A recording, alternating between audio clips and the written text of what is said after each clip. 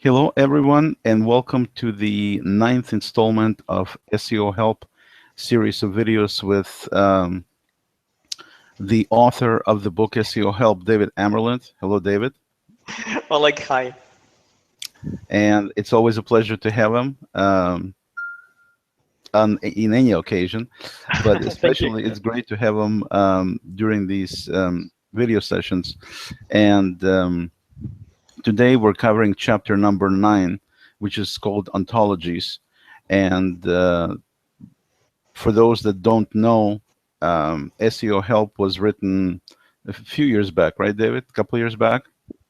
Yes, that's right, yeah. Thanks, Yeah, it's almost 2 years now. Yeah. And it has 20 chapters. And it's a book, for those that don't know, that allows you to pretty much go through, if you don't even know anything about SEO, which stands for search engine optimization, you can go through every single chapter, and at the end of every chapter there are 10 questions and strategies that you can apply to your own business, because the book is very much written to be used for specific business website, however you want to look at it. But essentially, the book is not just generic book for anybody and everything, because everybody's different. So the nice thing about this particular book is that it teaches you the basic concepts and teaches you the strategies of how you need to think to apply SEO to your specific business. And that's, I think, what makes it so valuable. And then you can certainly get the book at Amazon. You can get it at davidamerland.com from David's own site. You can get it from any fine book retailer, Barnes & Noble, just about anybody out there. You can get the book. And we're kind of going through the motions. Basically, we're going through each chapter. It's not really the motions, it's each chapter. And we've covered so far 8 chapters in the book out of 20. And today we're on number 9, which is Ontologies. And I don't myself know much about the terms, so I'll let David take over and just go through it in terms of what they are, how they apply to SEO, and everything else David wants to talk about. David? Great, thank you very much. And thanks for the introduction. And you're quite right, when it comes to ontologies, it's one of the core concepts of semantic search. Well, search, really, which makes it also a core concept in terms of branding and discoverability on the web. And it is very poorly understood because, on the surface at least, it is fairly complex. And hopefully we'll be able to untangle this complexity today. So let's begin with the obvious thing, first of all, because, we say, if we look at ontology, the philosophical definition of it has to do with existence. So essentially, we can popularize and say it's proof of life, as in something actually exists. But the question that is usually addressed when it comes to ontologies is, are they a taxonomy? And what's the difference? And here we need to define the two. And I'm going to start with this, which is technical, and we'll talk about a little bit of the concepts around these two, and then get down into the practicalities. So a taxonomy, essentially, and most people are familiar with at least the graphical representation of a taxonomy, because it looks a little bit like a relationship tree, where you say, you start off with, for example, me, my brother, my mom, my dad, our dog, and our cat, and maybe our goldfish. And all that is a family.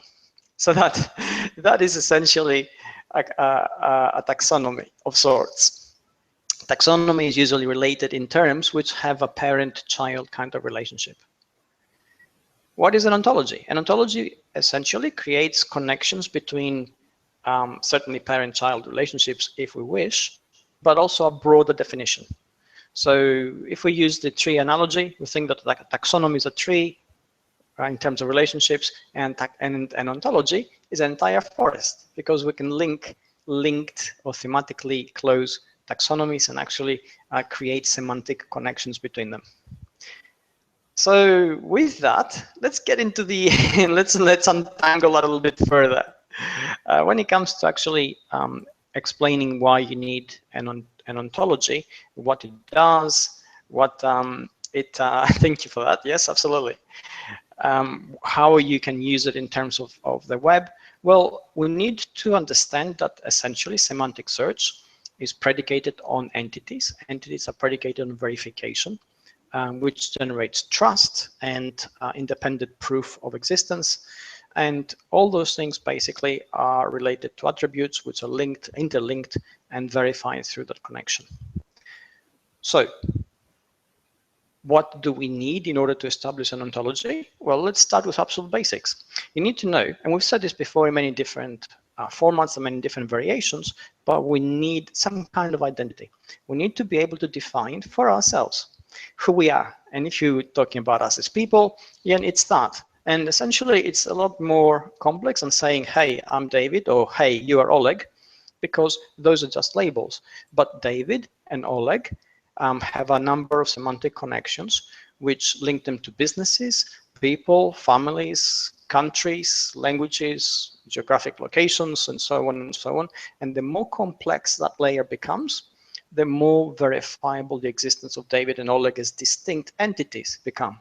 And I can tell you that the complexity is such that I cannot become Oleg, and Oleg usually can become David unless he has morphing You powers try we it. don't know about. Didn't work. So essentially, that's what it is. And why is that important in terms of search? Well, for a number of things. First of all, anything which is independently verifiable and concrete and has an existence, which exists in terms of a search engine's index, comes up in relation to what that thing does. So if you have a business and you're selling something and you're unique and you have competitors and they haven't established their uniqueness, you immediately have a competitive advantage when it comes to search. That also has impacts favorably in terms of branding and brand values, because in order to achieve that uniqueness, you have done the hard work, you have asked yourself the difficult questions, you know what your values are, you know what your unique selling proposition is, and then you have begun to do your homework in terms of how you're going to define those things in the digital space and project them in front of your audience so that they can understand it. So all those things together really, which create an ontology, also give you a lot of benefits in other areas of search, like branding, visibility, connections, relationships, trustworthiness, and so on and so on, which is why it's so core as a concept.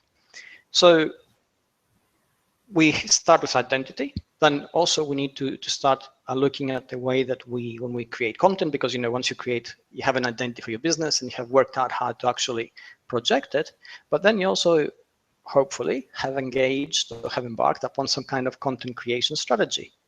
And here it gets really interesting, because people who don't have really put in the time to think about ontologies and search and semantic web at large, they embark on a content creation strategy that is a little bit here and a little bit there and a little bit everywhere, and then usually sometimes works against them, because it creates a kind of diffusion and confusion around the brand. But if your identity is clear, then your methodology in how you create the content that you create is also clear. And by methodology, I mean that basically you have decided to create content around very specific subjects. You have decided to mainly associate your name, your brand name, in relation to very specific themes and subjects. And then whenever you actually post that, even in a social media environment like Google Plus, where you have collections, or on your website where you can have different sections of your website, the structure of that content makes sense in terms of how it's grouped. So for instance, suppose you're selling computer repair, and you have a website which has a section on different types of computers, and another section on perhaps different types of services which you can have in relation to repairing them, and then perhaps a section which says tips on how to actually repair a computer. If you go and just paste the content on any part of it, because there's going to be some overlap perhaps in that, and that overlap is not very clear, and you create some kind of confusion, then basically you are making it harder for an ontology to be created in terms of how you're grouping that content. It may not be the end of the world, but because the web is so complex, because content and identity are so difficult to establish, anything which you do which creates confusion in terms of how a search engine defines and understands what you do works against you. And it's a needless obstacle which you put in the way. So really, it comes back down to that thinking which you have to do in terms of branding and identity and core values and how you project them, and then how you create all the little bits around all those things, which actually go to define and project who you are. I'm just going to check to see very quickly if there's any questions so far on this. Well, checking, David, I'll ask you a question. So Yeah. let's take specific example. For example, a restaurant. I mean, this is Okay. a pretty broad and pretty Hmm. easy example. So if you have a Mhm. restaurant and you're trying to come up with a website for the restaurant, everybody does kind of a similar deal. You have a section maybe dealing with your menu. If you provide online ordering, then you've Uh-huh. got ability for people to order. You've got ability for people to go to a page that has contact information, driving directions, phone number, map, all that kind of stuff. And you might have about us page that talks about what were the origins of the restaurant, why it even exists, things like that, to give people some ideas. And you might have a section on photos and videos, so people kind of see what it looks like. That's pretty Okay. much kind of a blueprint, in my view, anyway, for a basic restaurant site. Mostly you're Mhm. dealing with people who don't know you, because I Mhm. always tell people you got two categories of people you deal with. You got people that do know you, people that don't know you. People that know you, there's nothing to sell. All they need to know is your phone number or address, how to get to you, Yes. and they really don't need anything else. They already know everything else. But for Very people true. who don't know you, you need to quote unquote sell yourself to them, and so you need to provide some of these pieces. So from the ontology standpoint, what would be the ontology or consideration of how ontology would apply to this particular setup, just to be specific? Great. That's a perfect example of the issues that come up. Okay, somebody who hasn't got a very clear idea of what the restaurant actually does, because obviously every restaurant does food, right?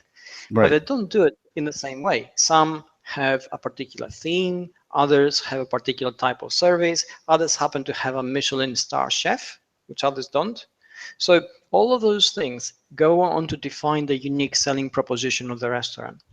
And a restaurateur or restaurant owner who doesn't really understand this precisely, he's going to do what most people would do. He's going to go on the web, post his menu, put in his address, say, this is a restaurant, we do food, come here, buy it, pay, eat it, go.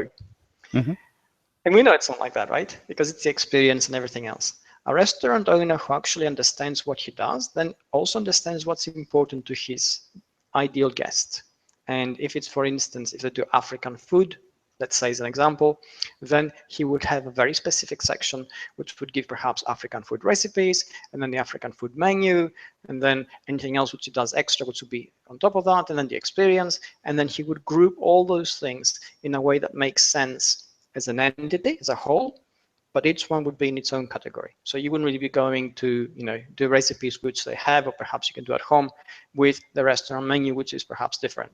You wouldn't go on to discuss the traditions of African food, which probably haven't got a lot to do with a specific menu that is prepared and on offer, in a section which has to do with a menu, for instance, because that creates a kind of confusion. You wouldn't perhaps go on to talk about something broader but related, which is Okay, the let me stop you there for a second. yeah, yeah, yeah. So if we're talking about, for example, you said you wouldn't put something about the origin of the food, mix it up with the current deal. Would you put something like that, though, in, for example, a blog entry for the restaurant, as one of the Yes, things to try to keep the interest? Because, yes, there's only so many things absolutely. you can Yeah, say yeah. about. Thank you so much. Yeah, absolutely. You're right here, and thank you very much for bringing that up, because essentially, I mean, we all know that a blog is a primary means of attracting attention to a website, and the blog itself has to be very specific in how it does that and what it does. And usually, it is very common for a blog to be all things to all people. And then if you get, for instance, over the course of a year, 10, 20, 30, 50, 100, 400 entries, and they're all largely unrelated, although loosely all belonging to the restaurant, Mhm. then that creates an ontology, which Google will look at. It'll say great content, but here we're really struggling to understand what's the unique value. Yes, we understand it's about the restaurant, and yes, we understand we talk about food, but then so does everybody else. But if your blog is about something very specific, it could be, for instance, the ultimate restaurant experience. And within that, you can talk about foods and origins and all sorts of traditions, but you're focusing on that experience and how it's presented and how it impacts, then that gives you the edge, which brings us back to my original point about having a clearly defined identity. You must really know, why are you in business? And I know in different contexts, I have brought this same thing up again and again. That's only because I see the same confusion happening in real life in many different businesses of many different sizes. So I know it's an endemic problem. People go to work and they haven't got a clear idea. What is it the business does? What do I do in that business? Yes, I answer the phone, but why don't we get an answering machine that does the same thing and costs a lot cheaper? So there must be a clearly defined reason to have that person, instead of an answering machine, answering the phone, dealing with customers in a very specified way with a very intent-driven outcome. Okay, I don't mean to put you on the spot here, but here's an interesting question. I mean, just a little bit on the philosophical end. Yes. If you look at it from a standpoint of, let's say you got two different restaurants, they're pretty much in business for the same purpose. Okay. They do the same thing. I mean, it's almost the same. Yes. The difference is you go to one restaurant and there is literally a line standing, stretching for half a block or a block away from it, and it's almost impossible to get into the place. Then you have the other restaurant, which is 80% empty, yes. Night after night after night. Now, when you look at the reason why that first restaurant has such a following, if you kind of break it all down into the bottom line, kind of like one word, it's taste is what it is. Is the reason yes. people go to that first restaurant is because yes. of how the food tastes. And yes. that's how do you define taste in a bunch of words on a blog or on a website? Okay, that is an excellent question. Okay, and taste is such a complex thing. Let's think about it. Essentially, taste is chemistry. You're taking raw ingredients, which are available to anyone. You process them in a very specific way, which is unique to you and your vision, and you bring out something amazing. So there you take something very concrete, like stuff which is, ingredients which make up food. You synthesize them through your own concept in your head, and you produce something in the real world that absolutely amazes people.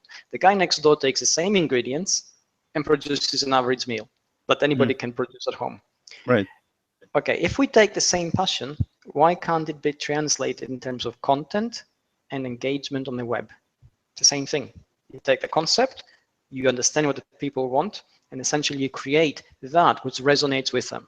So it's a difference between, let's say, you putting down an impassioned 400-word blog post that absolutely ticks every box in the reader's mind, and somebody doing a semi-competent job, which just arranges 400 words for somebody to glance over very quickly. So it's the same thing. If you don't have a very clearly defined sense of identity, which then gives you a very clearly defined sense of purpose, then your intent, whatever it may be, is also very ill-defined, and that is reflected in the outcome of your content, in the way it's actually presented, in the way it's structured within your website, and everything else. And these things need to be constantly kept at the forefront of somebody's mind, because as the everyday pressure of work kicks in, it is very easy to lose track of them. And then over the course of a year, 2 years, 3 years, you end up with a website perhaps, or even worse, a very much broader digital presence, which is so ill-defined that people are really struggling to understand why you're different from anybody else. Okay, so essentially you're saying this grouping of information, of your existing information, and kind of putting things, it's almost like it's metadata of your existing data. Is that a valid way to say about the ontologies? Exactly. Exactly. An ontology essentially takes everything which you do and applies a higher conceptual level. So for instance, and let's make it personal. Let's take it in what you do. You have a very clear idea of how you do the things which you do in your everyday life, how you treat your customers who essentially, pay for your living, and how you conduct yourself in that environment. And then you take the same values and you apply them to something broader, like the content which you share on the web, the people you actually associate with and the way you associate with them, the way you respond to different things that actually pique your interest or challenge you. And those responses, which are conceptually higher, are informed by the very same principles which you hold dear, because you have actually thought about it. And that creates an ontology, which then reflects on the identity of Oleg. Another Oleg, who hasn't done that same thinking, he again does something different, the same as you do in terms of making a living, but then, he goes and associates with whomever, and then he drops them because, he gets bored. and then he shares whatever's in front of him, hoping that it'll click, and if it doesn't, he goes and shares a bunch more of different stuff, hoping to find something that will click with an audience, because he has heard that he needs online engagement. And that Oleg, who hasn't thought about those things, doesn't really create an ontology. All he creates is a mass of information about him that doesn't really filter into that higher conceptual level of the ontology. And that's the difference. So looking at one, you say, yeah, that's him, and that's what he stands for. Looking at the other, you say, well, we know he kind of exists, but we don't really know what he stands for. And that's the difference. Yeah, so there's no danger in my case of that being the case. So the bottom line is, if some of you didn't quite understand what David just said, the bottom line is that you do not follow any other Oleg, you just follow me. Basically, that's the bottom line. Exactly. Well, exactly. Well, I think they should always have a very clear idea of the value they would get if they follow just you, as opposed to any other Oleg. So yes, Yeah, but absolutely right. getting back to serious here is, the ontologies themselves are not any specific tools, if you will, or things that you, a specific way you say something. What it is, it's more of a how you structure your data, meaning your content, which is data, but how you Yes. structure the content to group things that you're trying to relate to the audience at large there. Um, so it makes sense, and it's not so much, I mean, to some degrees to the audience at large, but in a very large degree it's semantic search is how you do it, so Google understands it, so they properly index things and put you in the right category and the right placement. And also, again, it's also one of the terms that I've read before, and I think maybe you mentioned before, David, was that it's a way to simplify things. So you're Yes. taking some of the broad range of concepts and you're simplifying them to a smaller subset, if you will, which is what ontologies is about. Well, exactly. I mean, let's think of how you're absolutely right in pretty much everything you said. Let's look at the simplification factor, and then I'm going to also address a question that Omi Sido has actually put up. So let's look at the simplification factor. Let's say, and I mentioned this in my book, so essentially you go to a dealership and you want to buy a car. And the moment you say the word car, I mean, we have so many different types of cars that, if you needed to find the one that you're interested in and there was no ontology for you to actually define it or describe it, you would have no choice but to, put in perhaps a 5,000 page catalog and go through every single picture. They're trying to find the one that's right for you. Or you walk in and you say, hey, I'm looking for an SUV. Straight away, there's an ontology. An SUV is a pretty broad ontology, but we all know exactly what it defines. And then you get into the sort of more detailed defining characteristics where you talk about engine size or perhaps boot space or the thickness of the tires, if that's important to you, or the speed or the color, or all those things, which then define different types of SUVs within that broad ontology, which is an SUV. So that's how we use a higher concept to simplify a complexity which would otherwise overwhelm us. Right. So Now, before we get to Omicido, I gotta drop in Gina Fidel's question, because it's Gina and ladies first type deal. Absolutely, So Gina I is couldn't saying, agree more. so in building an ontology versus just compiling a lot of information, it seems that qualities like your ethics, behaviors, communication, and working styles all matter and will add to the ontology. Is that correct? Well, that's an excellent point she brings up. And essentially, this detail-driven approach is the difference between the web which we find ourselves in today and the web of the pre-semantic search day, which is like pre-2012. So essentially, yes, that's why we need to do all this soul searching. That's why we need to define our identity, our values, our conduct. And then once we define them and we own them truly, we become ourselves, because it's the easiest way to make it a sustainable effort and project it through pretty much everything we produce, whether it's the quality of the pictures or the quality which we publish, or the quality of the posts we share, or the quality of the relationships we build, or the quality of the contact we have within those relationships when we get into an online conversation. So yes, that is what drives everything, and then that becomes the set of characteristics which define a brand within that space. And define, like you said, the identity. That's definitely part of your identity, making those kind Yes. of conclusions. Okay, Elena Belometti here. Sorry, Omi. Hopefully he's not going to block me after this since I'm jumping to all these ladies. She says, I think the success of a restaurant depends from the quality of the food and how it's cooked and the presentation of the plate. Healthy choices, and it's important.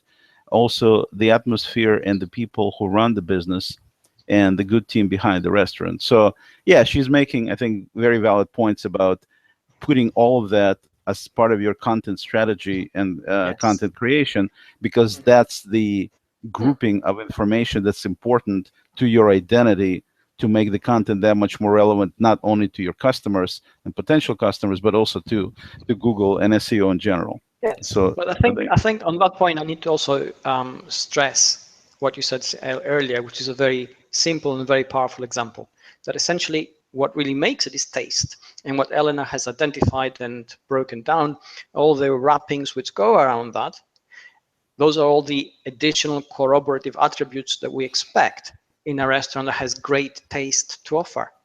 But if there's a copycat who says, oh, I need that kind of presentation and that kind of mood lighting and this kind of tablecloth on my tables, which are things which are easy to copy because you can see them. There's little effort, relatively speaking, involved in this. And then that's it. I've got a successful restaurant. But hey, my chef, I got him off the back of a pit stop for trucks. Well, I'm sorry, but the kind of taste which you will offer in that setting will not be up to the expectations which the setting itself actually sets. And how many times have we seen on the web, websites which look great and they have perhaps a fantastic heading on a post, and then you read the content and you think, that's 5 minutes I'm never going to get back. And you never go back to that website. So this is a classic example of not thinking things through very well, not really focusing on quality, on skirting on the details that you need to have in place in order to succeed. excellent. Continuing with our questions and comments from women. Right. Farinas per se Okay, says, I David think Omi Amerland. is about to change sex on that note. Hold on. There are institutions who teach ontological design by teaching certain distinctions, such as having integrity and similar concepts of ways of being. What do you think about Yes. those teachings? I found them very useful, she says. Absolutely, I couldn't agree more. And here's the web we're in now. Everything that we are in terms of concepts which are immaterial and we can't see, like the ability to be trustworthy, the ability to be honest, the ability to be virtuous and principled, all those things now suddenly matter because all those things go into the formation of an identity which has values, and those values are projected, and those projected values create a response. We are who we are and we become who we become, not because we say that's who we are, but because of the connections and the impact of our actions, which are guided by our thoughts and our planning. So essentially, if we haven't got those things in place in a way that makes sense and we totally believe in them, saying that we believe in them isn't enough. So you're absolutely right. We are now in that very real kind of web, very real kind of presence on the web, where everything we do is informed by that identity.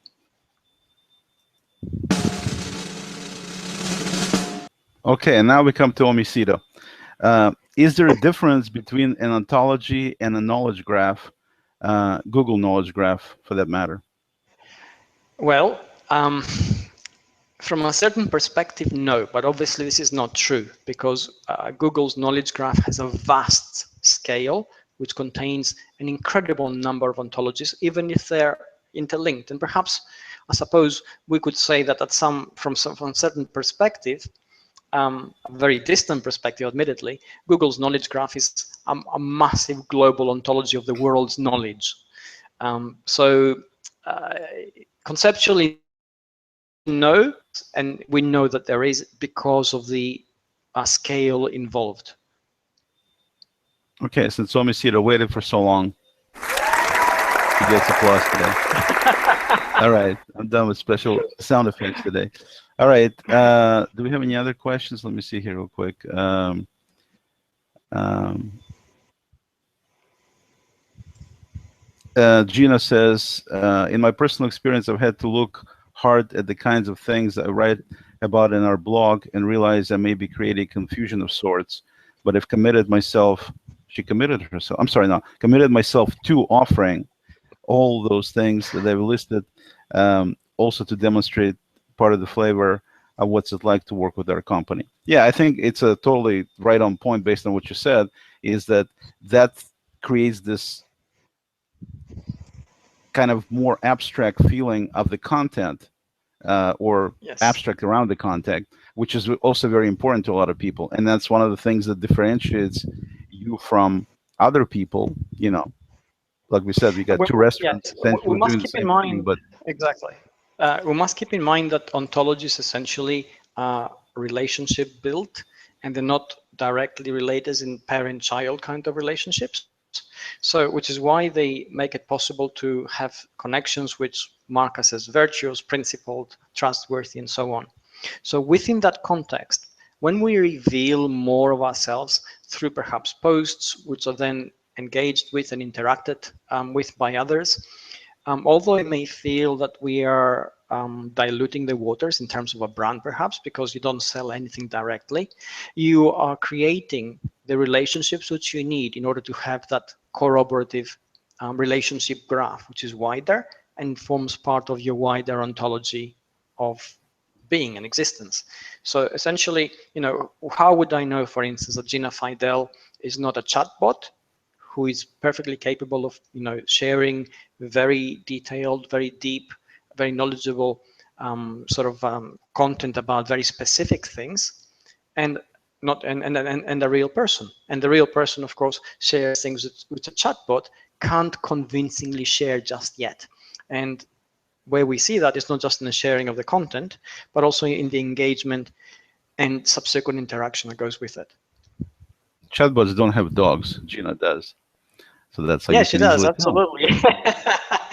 That's right. Um, but so, would you say? I mean, here's another thing. Let me throw at you. Would you say you take, Yeah. or potentially, if you're when you're strategizing, you take a bunch of content or concepts for content, you drop them on a, I don't know, in the Trello board, and then you identify specific groups of content that become your like panels, and then you just move things around to have each of these categories or groups, if you will, uh, whatever you decide them to be, and you put the content pieces into each one of them, and then you create your content based on that. Would that be a useful thing to use to physically do something to create proper ontology, or you wouldn't recommend that? No, absolutely. I mean, I certainly would say that would help, because essentially you're building a bigger picture out of pieces which are almost like a puzzle, and those pieces have to fit together. So it's always a good idea to actually have some way of looking at them from a little perspective and say, hey, this is great, I'll do that, or this is not so great, and I will not do that. We must remember that everything which we do on the web is conscious, in the sense that it is decision driven, which means that there has to be a very clear and very specific intent behind it. And although this sounds a little bit calculating, it isn't in the long term. We all want to achieve something. And to show how an ontology, for instance, can be created from different parts of the content, basically an ontology is there to create a structured approach to different types of content which are marked by heterogeneity, which means they're all different. And you can have different, there's usually five or is it four different types of difference you can have. You can have syntactical differences, for instance. So, depending on the data which you integrate in your content, or if you're sharing it from other websites, for instance, or if you're sharing from other sources, that data may have different structure. So, it could be somewhere else, it has different structure, you're sharing it, you're bringing it in under your own ontology to make it your own, or perhaps you're creating within your own website different types of data content. You can have your blog, which is very much text driven, but then you can have perhaps a products database, and that's also integrated in that, and somehow all those things need to be linked. Now, in terms of that, you also have structural differences, where the structure of what you do perhaps in one part of your digital presence is different to the structure which you have in a different part. And the classic thing here is you go into Google Plus, and you create, I don't know, 8 collections about butterflies, and you haven't done that anywhere else. And then you go on your website, and you're talking about services and products which you sell, and there's no mention of butterflies. Then you interlink all that across the web. And where do the butterflies fit in? Where does that actually make any kind of sense in its scale? Because you've done 8 different types of collections on this, in terms of what you're trying to create, in a sense of the identity and who you are and so on. So these are the considerations which you must have in mind. Then, of course, there's the semantic sort of type of heterogeneity, where different things, or the same things, mean different things to different people. So we need to make sure that if you bring in stuff from somewhere else, you clearly define and say, that's how it's defined there, but really means this thing. If you are using very specific terms which mean something very narrow in sort of what you're doing, and the example is you picked on the word committed, where Gina said she's committed, and you were implying something else, quite rightly, because that word in a different context means something else. So when you're actually bringing all these different kind of definitions from different parts of what you do, they all, again, have to make some kind of sense in that way. And finally, there's the system or systemic heterogeneity, where different systems or different platforms do things differently. And again, Google Plus is one case in point, where the way stuff is structured on Google Plus is different the way you would do on your website, and it's different again to how it's done on Twitter. And you have to find some way of basically saying, hey, all these things are clearly defined into this. And when you create a clear definition for particular things, that's how you basically create an ontology. Yeah, thanks, David. I think I just saw Gina uncircle me from all of her circles after that comment you just made. Jokes aside, though, getting a little serious here. Let's get serious for a second. I just wanted to show everybody that what I was talking about, in case you were not aware, there's this application called Trello, which a lot of you may be aware of, but maybe some aren't. And what it allows you to do is it allows you to set these panels, and each panel can have any one or more cards. These little individual things you see here, they call them cards. And so what I was talking about earlier, asking David, and it sounds like it would be a plausible thing to do, is to create one of these panels, one of these panels going up and down, like it says here, to do, working on production, and so on. Create one for different groups as part of your ontology, and then you just set them up in a very kind of abstract way, and as many as you need, and then you start populating them with specific points of content as cards inside. And of course, this particular application allows you to get a lot of text in there, and you can have graphics. You can, as you can see on the right side here, they have members, meaning you can share with people, they can contribute. So it's a very easy to use environment, very easy to set up and very easy to use. And I was thinking maybe this would be a good way to just conceptualize things potentially in terms of your content strategy by dropping these things in place and having these groups set up, and essentially you're building ontology using a specific tool. And that way it makes, once you strategize and think about all of this stuff and set it up, then it's just a matter of creating content that fits what you set up, what you accomplish there, but you can see how these things fit, how they interrelate, and things like that. I think that's great. And certainly, I mean, in an ideal world, you have such a good grasp of who you are and what you do that automatically you know how everything fits in. We know that none of us live in an ideal world, and we can all have a bad day as well, too many things happening at once. So having some kind of safeguard, almost like a process that you would have in a corporate environment, which says, hey, what you're trying to do here is not going to work. You may feel passionately about it right now, or you may want to do it, but essentially this isn't going to fall into any of those categories, in which case it's going to be a wasted effort. And in that case, you should have, you should be able to say, hey, I'm backing off from this piece of content. However much I would like to produce it, it's not really going to do anything for me, and I would just move on and do something else. Now, I must say a couple of things here as well, that essentially, no matter how structured our content production process is, if there's no engagement, which provides the secondary and very important element of verification and semantic connections, then we're basically broadcasting in a dark box. So essentially, the content which create, if it's driven by the values which really define us, has a very human element, very human touch and connection, then it creates engagement, not just with people, but also with people who are domain experts.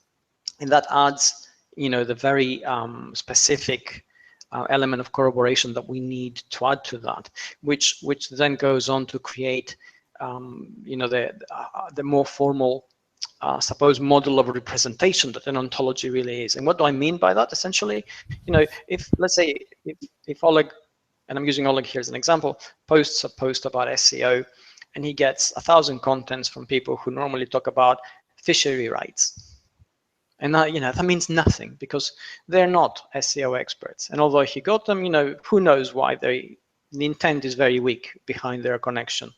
But let's say he posts the same post about SEO, and he gets people who are relatively well known in the field of SEO, and they respond to that. Suddenly his comment has gravitas, has weight, and that reflects very well upon his reputation, but also reflects very well upon the value of what he does and trustworthiness and so on. So it's through the mining of those connections that we actually create a kind of thing, and this also partially addresses what I said to Denver earlier about the content which you create and how it depends. It is very easy in a semantic web, because things are very structured, to fall into the trap of saying, hey, here's who I am, here's my matrix, this is what I do on Monday, this is what I do on Tuesday, this is what I do on Wednesday. I produce a content about web design, and then a content about web programming, and then a piece of content about web graphics. And yes, technically all those things create a very clear-cut and defining ontology about the things you're interested in. But without the additional element of connections and interaction and engagement, the veracity factor is a little bit on the question mark, which means also the trustworthiness is. So it's back to where is Gina a bot or a person? And Alex say, well, a bot doesn't have dogs, and I think that's brilliant because we can relate to the human element. I'm gonna have to quote you on that one. Okay. Let me see if we have any other questions. Okay.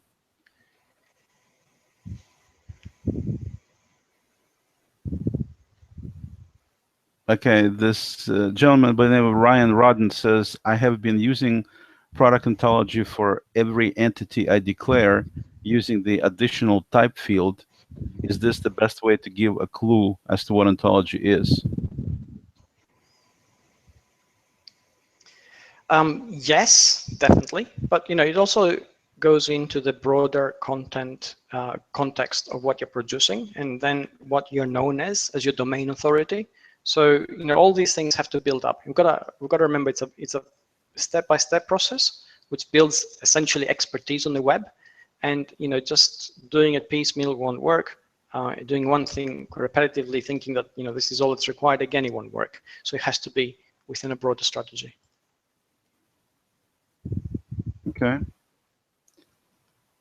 We don't have any other questions. Do you have anything else, David? The only thing I have here that you were talking about me posting something about fish or something. Yeah. And Yeah. I don't have anything like that, but since we have Omicito in the audience, I'm going to show this little graphic here. Really good. See Moroccan. See over here, fish recipe. See Omicito here, right there. Yes. So he posts about fish. So you were talking about him, not me. Okay, moving on. Getting back to curious again. Getting back to curious. So I think we covered it pretty well. I think it's not a simple concept for people to implement for a lot of reasons, and mostly it's because this whole concept, I think, with identity and getting really, really focused on your own identity and what it means and what it should mean to other people is a lot of times challenging because many reasons. People don't like to talk about themselves. People have a hard time identifying everything that should be identified in terms of how how do you describe yourself? How do you describe your business? Well, we're a restaurant. I mean, that's it. We're a restaurant. I mean, what else do you need to know? That kind of deal. So it's understandable this is not a simple really simple concept to implement, but clearly from SEO perspective is an important,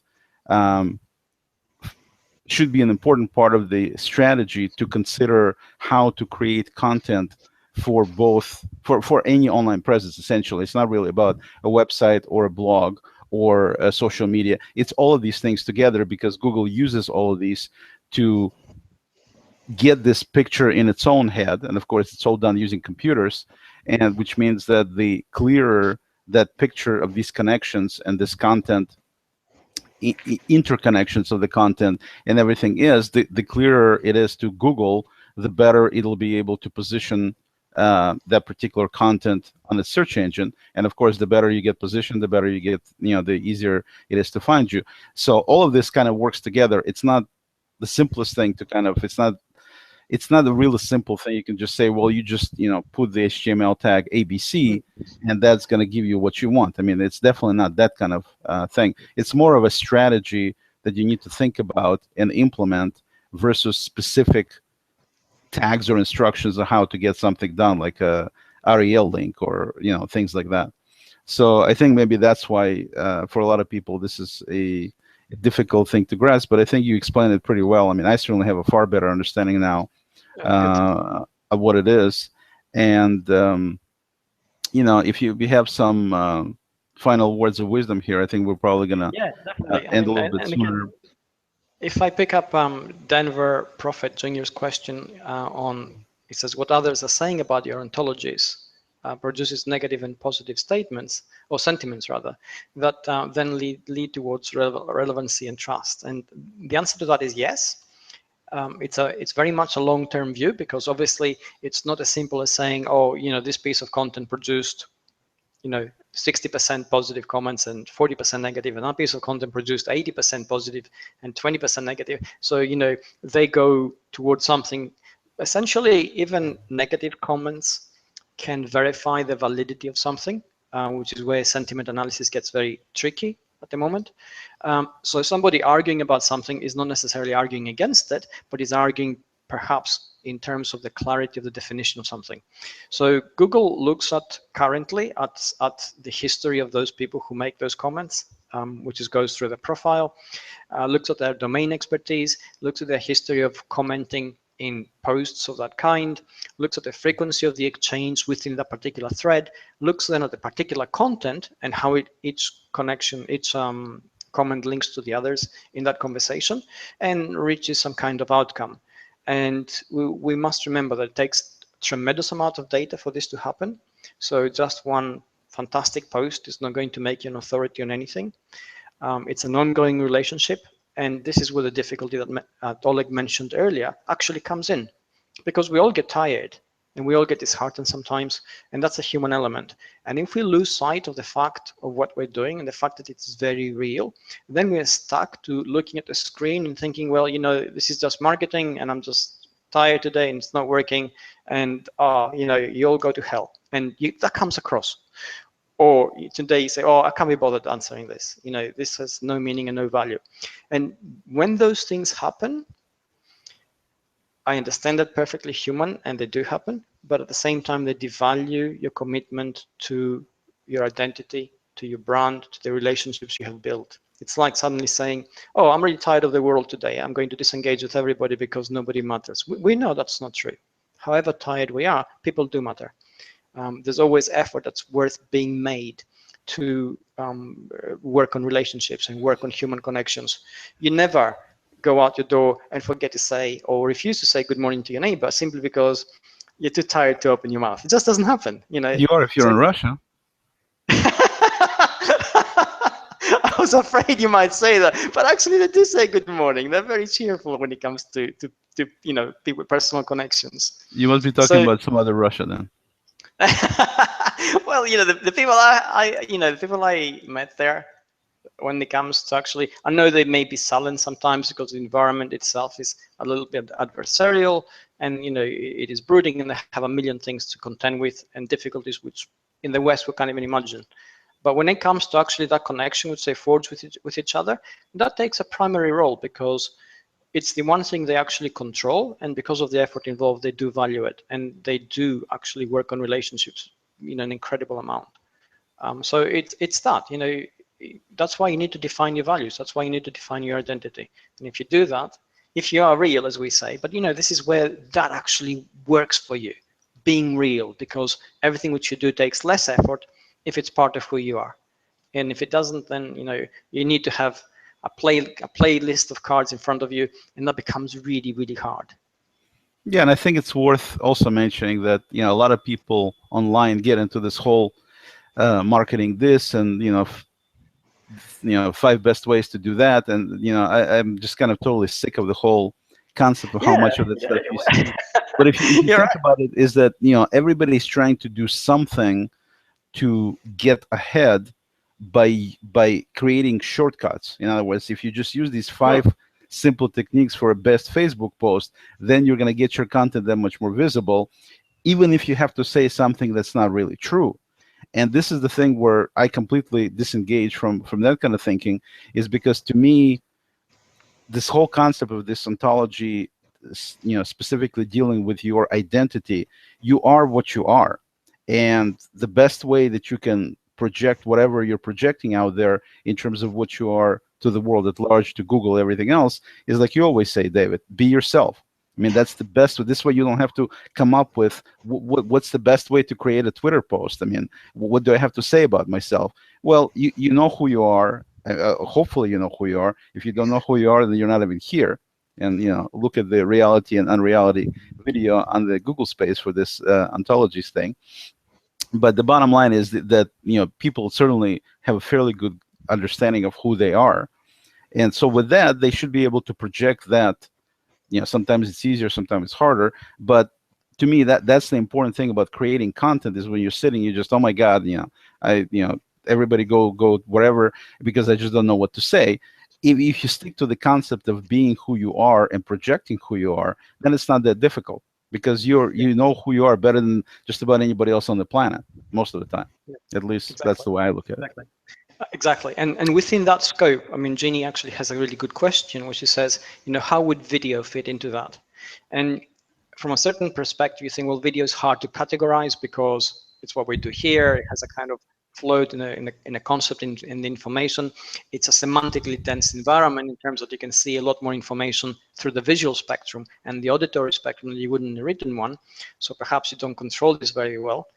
But actually, it's a very powerful tool when it comes to creating ontologies, simply because although there's a lot of unstructured content in video, which is sound and sentiment and gestures, what you get in response are a lot of interactions. So somebody who actually views a video and doesn't react to it at all, that viewing of the video has more meaning in terms of who that person is and what their interests are, than somebody who reads your post and doesn't do anything with it.